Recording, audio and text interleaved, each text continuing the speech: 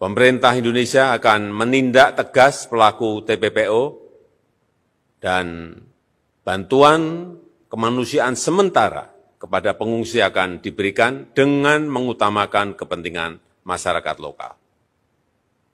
Pemerintah Indonesia akan terus berkoordinasi dengan organisasi internasional untuk menangani masalah. Respon Jokowi terhadap pengungsi Rohingya, minta pelaku TPPO terkait pengungsi Rohingya ditindak tegas. Presiden Joko Widodo, Jokowi, mengungkap ada dugaan kuat tindak pidana perdagangan orang TPPO terkait pengungsi Rohingya. Jokowi meminta pelaku ditindak tegas jika terbukti melakukan TPPO. Terdapat dugaan kuat ada keterlibatan jaringan tindak pidana perdagangan orang dalam arus pengungsian ini.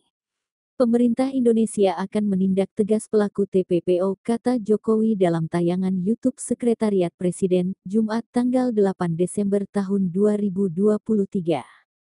Jokowi mengatakan bantuan sementara untuk pengungsi Rohingya akan mengutamakan kepentingan warga lokal. Pemerintah juga akan berkoordinasi dengan organisasi internasional mengenai pengungsi Rohingya di Aceh ini.